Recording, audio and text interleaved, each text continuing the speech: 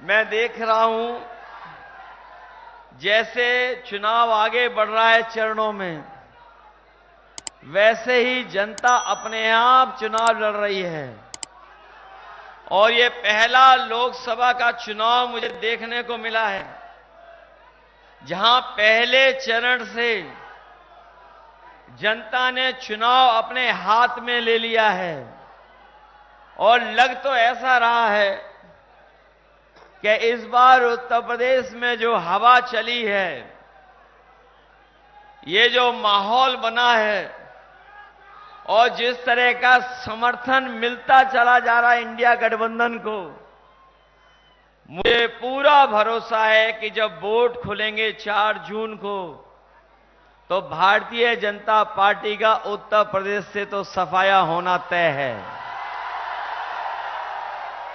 यही भारतीय जनता पार्टी के लोग जिन्होंने समय समय पर हमें और रात को न जाने कितने बड़े बड़े सपने दिखाए हैं, और जब हम लोग पीछे मुड़ करके देखते हैं तो पाते हैं कि भारतीय जनता पार्टी की हर बात झूठी निकली और इनका हर वादा झूठा निकला। जो 10 साल में और लखनऊ के 7 साल की सरकार में जो हमारे किसानों को, नौजवानों को और आम लोगों को सुविधाएं मिल जानी चाहिए थी, ये सरकार ने सुविधाएं तो दूर, हमारे किसान और नौजवानों के भविष्य में संकट पैदा किया है। और ऐसा संकट पैदा किया है कि हमें और आपको इनको सबक सिखाना है। ये जो चुनाव होने जा रहा है, हम ये कह सकते हैं कि जिस तरीके से कभी समुद्र मंथन हुआ था, उसी तरीके से इस बार संविधान मंथन होने जा रहा है। और एक तरफ तो वो लोग हैं जो संविधान को बदलना चाहते हैं, लेकिन मैं देख रहा हूं जो संविधान बदलने के लिए निकले हैं, यही जनता उनको इस चुनाव में बदलने का काम करेगी। हम लोगों ने देखा है कि उत्तर प्रदेश के लोग और पूर्वांचल के खासकर लोग जब स्वागत करते हैं तो बहुत शानदार स्वागत करते हैं, लेकिन जब विदाई करते हैं तो बड़ी धूमधाम से विदाई भी करते हैं। जो लोग 2014 में आए थे, वो 2024 में उनकी विदाई होना तय है। और क्या नारा दे रहे थे वो लोग? नारा दे रहे थे 400 पार। जो लोग 400 पार का नारा दे रहे थे, बताओ 400 हार रहे हैं कि नहीं हार रहे हैं? न केवल हारने जा रहे हैं, बल्कि उनके नारे की बात तो हमें बाद में समझ में आई। ये लोग पहले से ही तैयारी में थे कि 400 सीटें नहीं जीतेंगे। क्या कह रहे थे? 400 पार। और हमारे नौजवान साथी जानते होंगे, वो जानकारी रखते हैं, गणित को भी समझते हैं। अगर कोई 400 पार कह रहा है तो बताओ 543 सीटों में 400 पार कितनी सीटें बनती हैं? अगर कोई कहे कि हम 400 पार सीटें जीतने जा रहे हैं, तो बताओ 543 में कितनी सीटें बचती हैं? ये जो 143 सीटों वाले लोग जो सपना देख रहे हैं, मैं उन्हें कहना चाहता हूं कि इस बार 140 करोड़ की जनता उन्हें 140 सीटों के लिए भी तरसा देगी।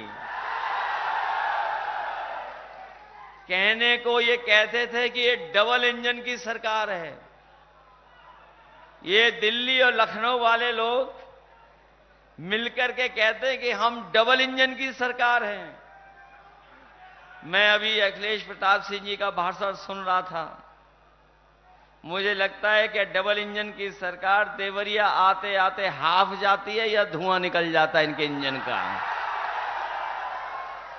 बताओ, ये डबल इंजन की सरकार, इनके डबल इंजन कबाड़ा निकले कि नहीं निकले?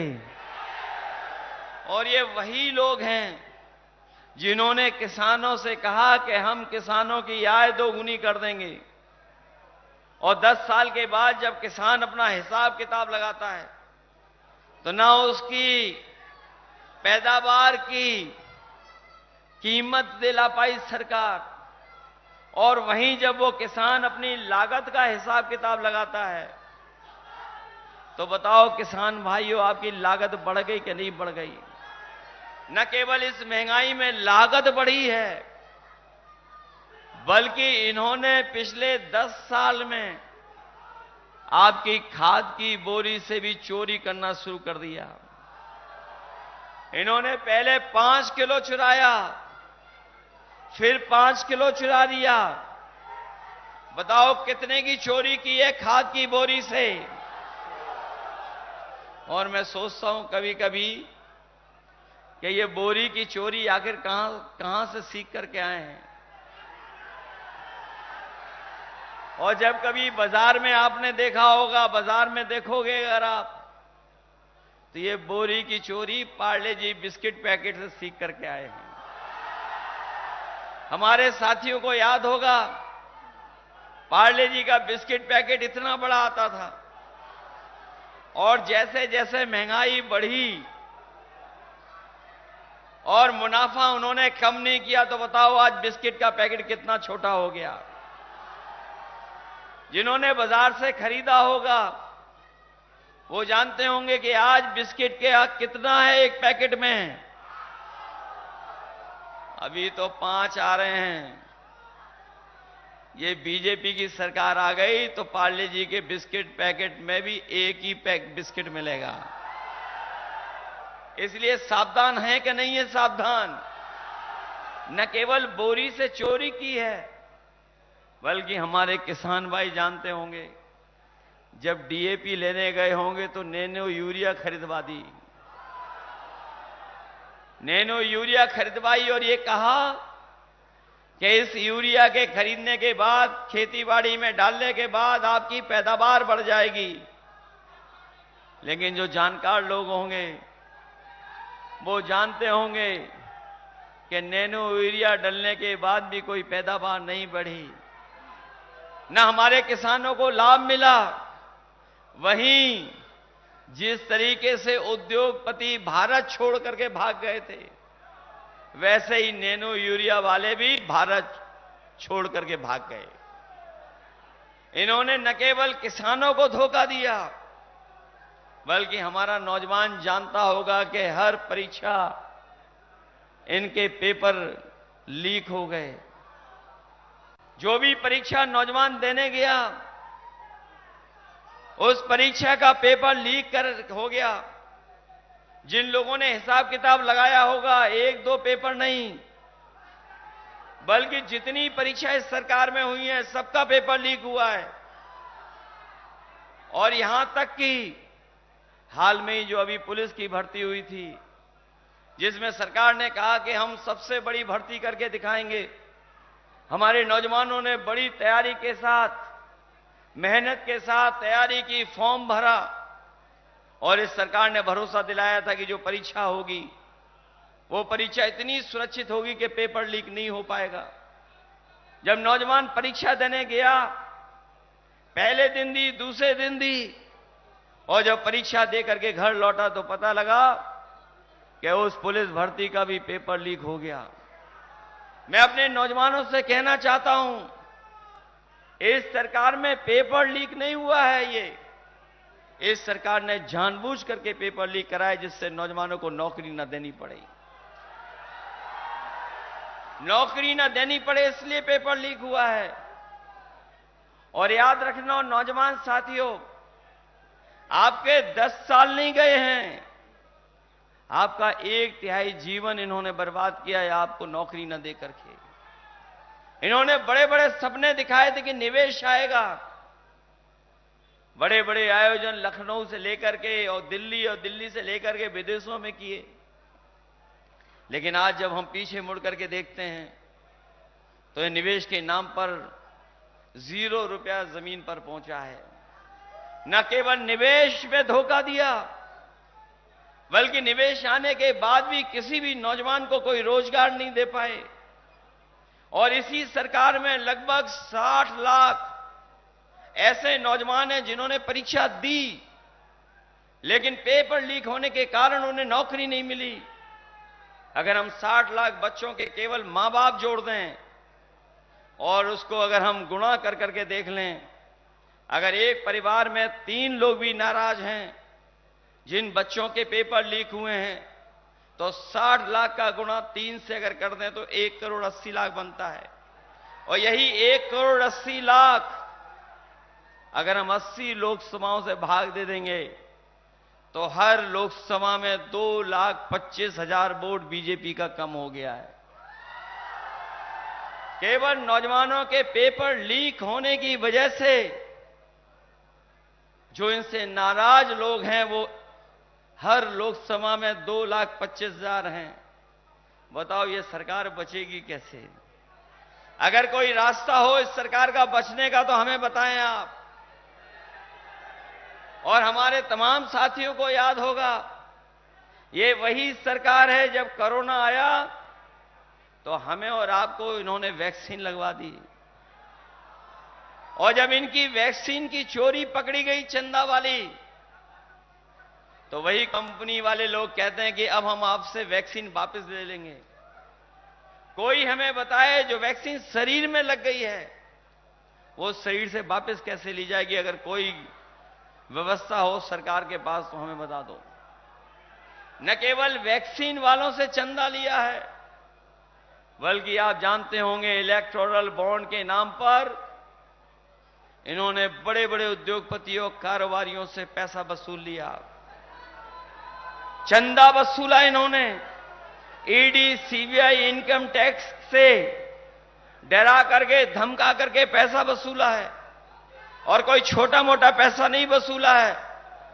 किसी से 1000 करोड़ ले लिए, किसी से 600 करोड़ ले लिए, किसी से 500 करोड़ ले लिए। आज जो हमें सामना करना पड़ रहा है महंगाई का, कहीं न कहीं इलेक्टोरल बॉन्ड की वजह से भी उन कंपनियों ने महंगाई बढ़ाने का काम किया। क्योंकि जिन कंपनियों ने चंदा दिया उन्होंने मुनाफा कमाना शुरू कर दिया, और अगर कोई मुनाफा कमाएगा तो अपने आप महंगाई बढ़ जाएगी। इस सरकार ने जहां किसान नौजवान को धोखा दिया, वहीं लगातार इस सरकार में महंगाई बढ़ती चली जा रही है। जहां हम खाद, यूरिया, डीएपी, इसकी तो महंगाई जानते ही जानते हैं, लेकिन आपने देखा होगा इस सरकार में हर चीज महंगी हो गई है। चाहे वो डीजल हो, पेट्रोल हो, खाने की चीज हो, बाजार में दवाइयां हों, और यहां तक कि हमारे नौजवान जानते होंगे, पहले बताओ मोटरसाइकिल कितने रुपए की आती थी और आज मोटरसाइकिल की कीमत क्या है? आखिरकार जो महंगाई बढ़ी है, मुनाफा किसकी जेब में जा रहा है? इसलिए सावधान हो कि नहीं सावधान हो। न केवल इन्होंने नौकरी रोजगार छीने हैं, बल्कि हमारा नौजवान मेहनत करता था, तैयारी करता था फौज में भर्ती के लिए, और फौज में जाकर के वो पक्की नौकरी करना चाहता था वर्दी पहन करके, लेकिन इस सरकार ने उस नौकरी को भी आधा अधूरी नौकरी बना दिया।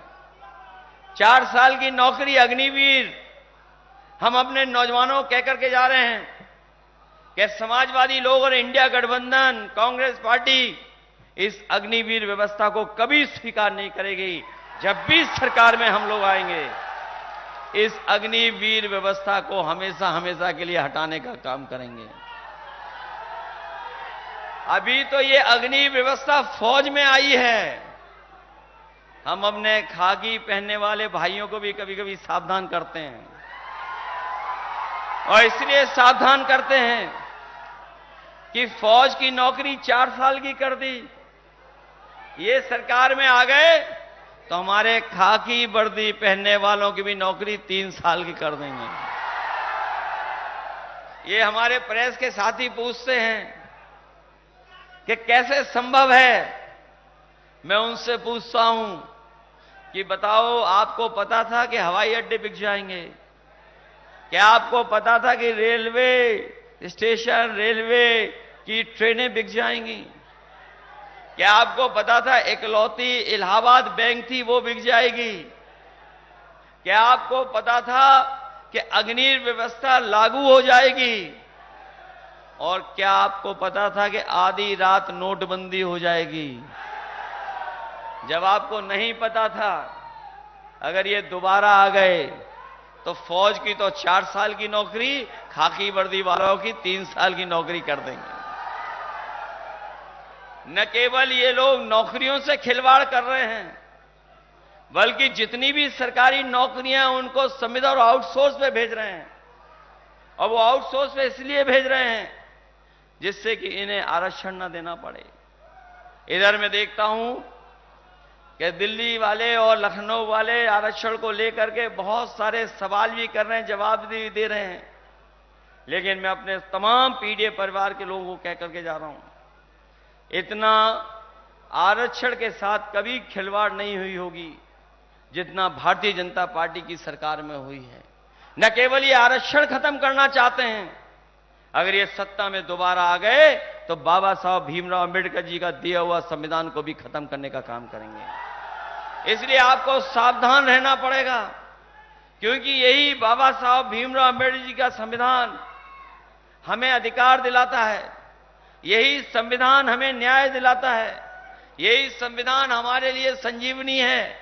इसलिए हम इस चुनाव में आप सबसे अपील करना चाहते हैं, जहां एक तरफ हमें अपनी आप को तमाम चीजों का सामना करना पड़ रहा है, वहीं हमें और आप सबको मिलकर के इस संविधान को बचाने के लिए भी लड़ना पड़ेगा। इसलिए संविधान बचाने के साथ साथ आपको इस देश की लड़ाई में भी हम लोग का साथ देना होगा। ये जो दिल्ली में बैठे लोग हैं, जो अपने केवल मित्र मंडल के लिए काम करते थे, जो लोग अपने केवल मित्र मंडल के लिए काम करते थे, अब जो माहौल बना है, लग तो ऐसा रहा है कि 4 जून के बाद न केवल मंत्रिमंडल बदलने जा रहा है, बल्कि ये मीडिया मंडल भी बदलने का काम होगा।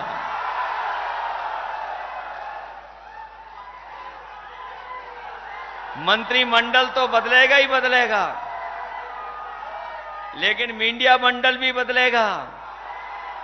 और मीडिया मंडल के साथ साथ आपको पता होगा कि इंडिया गठबंधन, कांग्रेस पार्टी और समाजवादी पार्टी ने तय किया है कि जिस तरीके से बड़े बड़े कारोबारी उद्योगपतियों का इन्होंने कर्ज माफ किया है, अभी तो सुनने में आता था 16 लाख करोड़, लेकिन अब हिसाब किताब फिर लगा है। पिछले 10 साल में भारतीय जनता पार्टी ने बड़े बड़े कारोबारी उद्योगपतियों का 25 लाख करोड़ से ज्यादा पैसा कर्ज का माफ किया है। और जब इन्होंने नियम बनाया तो नियम बनाया कि जिन लोगों ने भी बैंक से 5 करोड़ से ऊपर का कर्ज लिया है, उनका कर्ज माफ होगा। इसमें हमारा किसान और गरीब रह गया, उसका कर्ज माफ नहीं हुआ। हम अपने किसान भाइयों को और गरीब भाइयों को कह के जा रहे हैं, जो आपका बैंकों से लाखों का कर्जा है, उसको माफ करने का काम आने वाले समय में इंडिया गठबंधन करेगा। न केवल कर्ज माफ होगा, बल्कि हमारे किसानों की वो लड़ाई, उनकी पैदावार की कीमत दिलाने के लिए एमएसपी का अधिकार भी दिलाने का काम आने वाले इंडिया गठबंधन की सरकार में होगा। आप में से बहुत सारे साथियों को याद होगा, समाजवादी सरकार जब जब बनी, हम लोगों ने और नेताजी ने जहां समाजवादी पेंशन देकर के गरीब परिवार की माताओं बहनों की मदद की थी। वही कन्या विद्याधन देकर के भी बेटियों को पढ़ने का मौका दिया था। इस बार इंडिया गठबंधन ने तय किया है कि आने वाले समय में गरीब परिवार की माताएं बहनों को उनके अकाउंट में 1 लाख रुपए पहुंचाने का काम होगा। और वहीं जो 30 लाख के लगभग सरकारी नौकरियां हैं जो अभी तक भरी नहीं गई हैं, और भरी इसलिए नहीं गई हैं क्योंकि उन्हें आरक्षण देना पड़ता, इसलिए अपने नौजवानों को भरोसा दिला के जा रहे हैं कि सरकार की 30 लाख नौकरियां आरक्षण को लागू कर करके अपने नौजवानों को नौकरी देने का काम होगा। जहां नौकरियों के अवसर होंगे, वहीं याद होगा आपको इन बीजेपी वालों ने 2022 में राशन देकर के वोट लेने का काम किया था, और इन्होंने गरीबों को राशन में कभी दाल दी, कभी चना दिया, रिफाइन तेल दिया, नमक दिया। जब वोट मिल गया, सरकार बन गई, तो राशन में कटौती कर दी, राशन की गुणवत्ता को भी खराब कर दिया। और आज हमारे गरीब लोग जानते होंगे कि उन्हें राशन में क्या मिल रहा है। राशन में पता नहीं क्या दे रही है सरकार, कोई खास गुणवत्ता नहीं के साथ नहीं दे रहा। इसलिए इंडिया गठबंधन समाजवादी पार्टी ने तय किया है कि जहां राशन की मात्रा बढ़ाएंगे, उसकी गुणवत्ता को भी बेहतर करेंगे। और जिस तरह से संपन्न लोग बाजार से पैकेट का आटा खरीद करके खा रहे हैं, जो कभी पौष्टिक भी है, अपने हम नौजवानों को, गरीबों को कह के जा रहे हैं कि आने वाले समय में राशन की गुणवत्ता बढ़ा करके पौष्टिक पैकेट का आटा के साथ साथ आपको डाटा फ्री देने का भी काम आने वाली सरकार में होगा। जहां आपके स्वास्थ्य को बेहतर करने के लिए पौष्टिक आटा और चीजों को समझने के लिए, आगे बढ़ने के लिए, जानकारी हासिल करने के लिए आपको डाटा फ्री देने का काम करेंगे। ये जो लखनऊ वाली सरकार है, जो हमारे उल्टे पुल्टे मुख्यमंत्री हैं, वो हर चीज की नकल कर लेते हैं। समाजवादियों ने लैपटॉप दिया था इतना बड़ा, इन्होंने लैपटॉप नहीं दिया। जो लैपटॉप में फोटो आती थी उसकी तो नकल की, लेकिन लैपटॉप की जगह बताओ क्या दिया आपको। और इतना रद्दी दिया है कि उंगली घिसते रहो, वो चलता ही नहीं है। न केवल इसकी नकल की है, इसलिए आज बहुत सारी जानकारी, ऑनलाइन पढ़ाई, ऑनलाइन फॉर्म भरना हो, या हमें बहुत सारी जानकारी हासिल करनी हो, उसके लिए डाटा बहुत जरूरी है। इसलिए आटा के साथ डाटा, और आने वाले समय में आपको टेक्नोलॉजी से जोड़ने के लिए हम लोग लैपटॉप तक भी सुविधाएं दी थी। जो समाजवादियों ने एम्बुलेंस चलाई थी, वो एम्बुलेंस इन्होंने खराब कर दी। न केवल गरीब परिवार के लोगों को लिए चली थी, बल्कि अपनी गर्भवती माताएं बहनों के लिए भी एम्बुलेंस चलाने का काम किया था। गांव में रह करके कोई फोन करता था, एम्बुलेंस अस्पताल तक ले जाती थी। लेकिन हालात ऐसे पैदा कर दिए सरकार ने, जो समाजवादियों की चलाई हुई एम्बुलेंस को तो खराब किया ही किया है। और पिछले दिल्ली के 10 साल और यूपी के 7 साल की सरकार में कोई भी ऐसा जिला अस्पताल नहीं बनाया जहां पर गरीबों का इलाज हो जाए, उनको दवाई मिल जाए और उनके परिवार के लोगों को सही तरीके से इलाज हो जाए। कोई अस्पताल नहीं बनाया, न सुविधाओं को बेहतर किया। वहीं जो पुलिस के लिए गाड़ी दी थी 100 नंबर, वो इस सरकार ने 112 कर दी। और जब से सरकार ने 112 किया, 100 से 112 किया, पुलिस को लगा कि उन्हें भी अपना रेट बढ़ा लेना चाहिए। सरकार ने अगर 100 से 112 किया तो पुलिस ने भी अपना रेट बढ़ा लिया।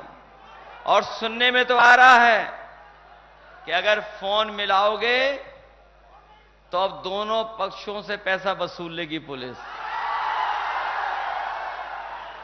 इसलिए हम आपसे निवेदन करने आए हैं और आपसे अपील करने आए हैं।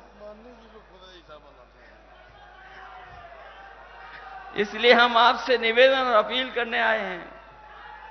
ये चुनाव न केवल हमारा आपका है, बल्कि हमारे आपके भविष्य के साथ साथ आने वाली पीढ़ी के भविष्य का भी चुनाव है। जो लोग मन की बात करते थे, जो मनमर्जी थे, मन की बात करते थे, हम उनसे कहना चाहते हैं कि अब मन की बात नहीं चलेगी, अब संविधान की बात चलेगी। अब नाम वाली सरकार नहीं चाहिए हमें। आपको, गरीब लोगों को नाम वाली सरकार नहीं चाहिए, सरकार हमें काम वाली चाहिए। इसलिए आपसे हम विशेष निवेदन करने आए हैं। इस क्षेत्र में और यहां के लोगों ने बहुत भरोसा किया बीजेपी पर। न केवल लोकसभा में जिताया, विधानसभा में भी जिता दिया। सुनने में आया कि मंत्री तक लोग बन गए हैं, लेकिन नहर में पानी नहीं अपने गांव में पहुंचा पा रहे हैं। और ये विकास, जो खुशहाली लाने का काम है, वो भी सरकार नहीं कर पा रही है। जितना काम समाजवादियों ने किया था, सड़कों से लेकर के, पुलों से लेकर के सब स्टेशन बनाने तक, और बिजली के इंतजाम को बेहतर बनाने के लिए, वो काम भी ये सरकार आगे नहीं बढ़ा पाई। न केवल पुरानी व्यवस्था खराब कर दी, वहीं इन्होंने बिजली का बिल भी ज्यादा देना शुरू कर दिया है। जो बिजली पहले सस्ती थी, आज उसका बिजली का बिल ज्यादा वसूल रहे हैं। और न केवल वसूल रहे हैं, बल्कि गरीबों पर मुकदमा भी ये सरकार दर्ज करा दे रही है। इसलिए आप सबसे, जहां हम अपने नामा राशि अखिलेश प्रताप सिंह जी के लिए वोट मांगने आए हैं, वहीं आपके नेता रहे जन्मेजय सिंह जी सेतवार जी, जो इस क्षेत्र के, न केवल इस क्षेत्र के बल्कि आसपास के तमाम क्षेत्रों की मेहनत कर करके और उनको, लोगों को सेवा करने का काम किया। उन्हीं के बेटे पिंटू को भी हम आपसे सहयोग मांगे, उनके लिए भी सहयोग मांगने में आया हूं। और मैं भरोसा दिलाता हूं कि इस क्षेत्र के लिए पहले भी समाजवादियों ने विकास किया था। आने वाले समय में जब हम लोगों को मौका मिलेगा, तो प्राथमिकता पे इन जिलों को लेकर के हम लोग विकास से जोड़ने का काम करेंगे। जो लोग डबल इंजन की सरकार बोलते थे, उनके इंजन आपस में टकरा रहे हैं, और उसका परिणाम यह है कि सबसे ज्यादा जनता का नुकसान हो रहा है। न दिल्ली से लाभ मिल रहा है, न यूपी से लाभ मिल रहा है। जो सुविधाएं दिल्ली वालों को देनी थी और यूपी वालों को देनी थी, आपके पड़ोस में रहकर भी मुख्यमंत्री जी को जो करना चाहिए था वो नहीं कर पा रहे हैं। और उसका परिणाम यह है कि सबसे ज्यादा संकट में अगर कोई है तो गरीब है। और न केवल गरीब के साथ भेदभाव हो रहा है, बल्कि कई मौकों पर हम लोगों ने देखा है, जो हमारे अपने लोग हैं उनके साथ अन्याय भी बहुत हो रहा है। भेदभाव तो है ही है, लेकिन ये सरकार अन्याय भी करती है। कई मौकों पर देखा कि यहां का आम आदमी खड़ा हो गया था अन्याय के खिलाफ, तब जाकर के सरकार को झुकना पड़ा था। इसलिए ये चुनाव संविधान बचाने का तो है ही है, साथ ही साथ हमें और आपके आने वाली पीढ़ी के भविष्य को बचाने का भी चुनाव है। इसलिए मदद करना, सहयोग करना, और जो माहौल बना है उससे भारतीय जनता पार्टी के लोग घबराए हुए हैं। वो सोचते हैं कि अब पूर्वांचल की धरती उन्हें हटाने जा रही है, उन्हें हमेशा हमेशा के लिए हटाना चाह रही है। ये आखिरी वक्त पर कुछ न कुछ मैनेजमेंट करेंगे। उस मैनेजमेंट के लिए आप सावधान रहोगे कि नहीं रहोगे? जो चुनाव हो चुके, जहां सरकार घबरा रही है, वहीं देखने को यह भी मिल रहा है कि लोगों को बूथ पे जाने के लिए रोक रहे हैं। हमारे देवरिया के साथी, पडरौना के साथी, कहीं ऐसा तो नहीं कि आप घबरा जाओगे? अगर ये रोकें तो पहुंच तो जाओगे बूथ पर, अपना वोट तो डालोगे। और आखिरी का जो मैनेजमेंट होता, जो ये आखिरी में मैनेजमेंट करते हैं, उससे सावधान रहोगे कि नहीं रहोगे? न केवल सावधान रहना है, अगर कोई मैनेजमेंट करने आए तो उसे पकड़ना भी है। पकड़ करके कुछ सवाल भी पूछ लेना उन लोगों से। उनसे सवाल पूछोगे कि नहीं पूछोगे? हालांकि हमने सुबह ही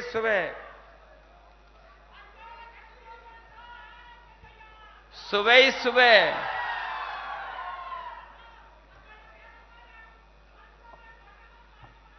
मुझे खुशी है कि हमारे बुजुर्ग साथी पूरी ईमानदारी से तैयार हैं इनको भगाने के लिए।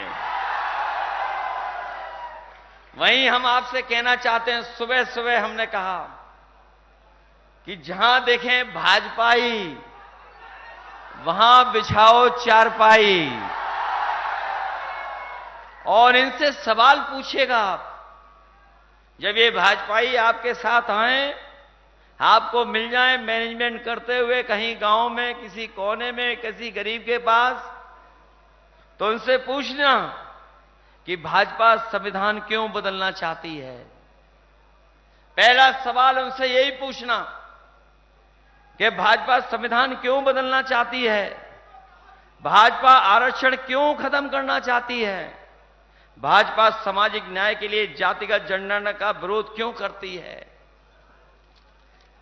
भाजपा किसान विरोधी कानून बार बार क्यों लाती है, भाजपा ने किसानों को कुचलने वालों को टिकट क्यों दिया है, भाजपा महिलाओं पर शर्मनाक अत्याचार करने वाले अपने पार्टी के लोगों को क्यों बचाती है, भाजपा पेपर लीक करा के युवाओं से नौकरी के अवसर क्यों छीन रही है। वैसे तो हमारे लखनऊ वाले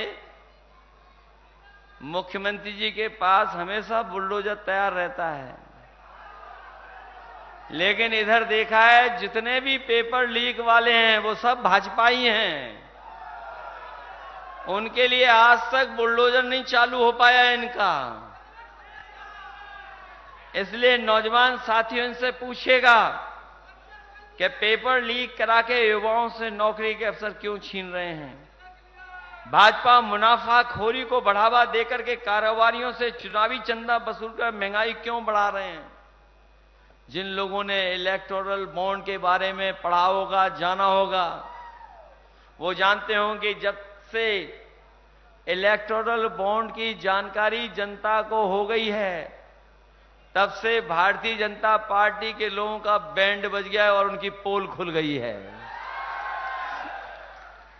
जहां भाजपा कोरोना के समय पर हमें और आपको जानलेवा वैक्सीन जनता को क्यों लगवाना चाहती थी और क्यों लगवाई, बताओ। ये सवाल पूछोगे आप उनसे कि नहीं पूछोगे?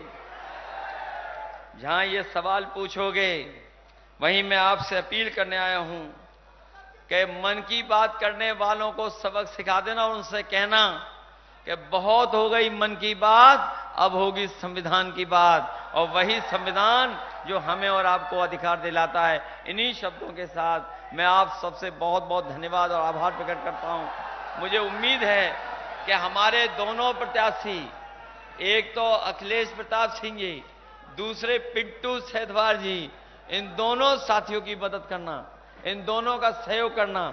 एक एक वोट पिंटू के लिए साइकिल पर और हमारे नामा राष्ट्रीय अखिलेश प्रताप जी के लिए पंजे को मत भूलना।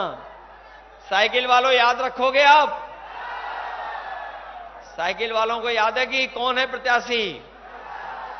इसलिए दोनों प्रत्याशियों की मदद करना और सहयोग करना। मुझे पूरा भरोसा है कि जब परिणाम आएगा 4 जून को, तो न केवल आपके लोकसभा के सांसद जीतेंगे, बल्कि दिल्ली में भी एक नई सरकार होगी, जो उनके मंत्रिमंडल भी बदलेगा, मित्र मंडल भी बदलेंगे और मीडिया मंडल भी बदलने का काम होगा।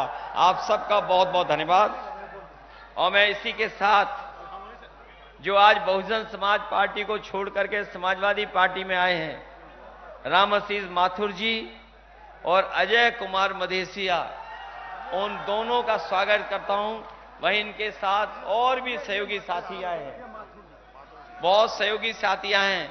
हमें उम्मीद है कि बहुजन समाज के लोग भी हमारे साथ जुटेंगे। और मैं एक बात और कहूंगा अपने बहुजन समाज के लोगों से कि भारतीय जनता पार्टी ने और बीएसपी ने अंदर ही अंदर हाथ मिला रखा है। इसलिए संविधान बचाने के लिए हम अपने बहुजन समाज के लोगों से कहेंगे कि इंडिया गठबंधन की मदद करना, जिससे बाबा साहब का दिया हुआ संविधान हम लोग बचा सकें।